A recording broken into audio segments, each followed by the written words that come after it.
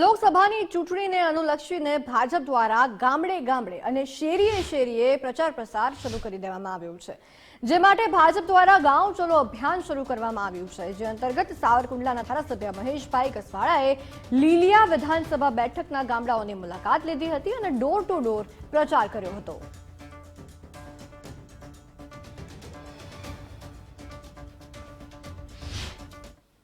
જે પ્રકારનો માહોલ બનતો જાય છે, ભારતીય જનતા પાર્ટી નરેન્દ્રભાઈને જે પ્રકારના આશીર્વાદ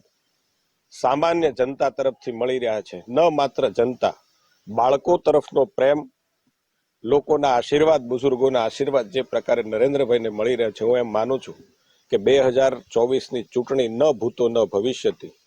ઐતિહાસિક વિજય સાથે ભારતીય જનતા પાર્ટીનો વિજય થશે। નરેન્દ્રભાઈ એની ત્રીજી ટર્મ માટે ખૂબ મોટા નિર્ણયો લેવા માટે દેશ માટેના જનતા તેમને આશીર્વાદ આપશે, એ આ માહોલ પરથી સ્પષ્ટ દેખાય।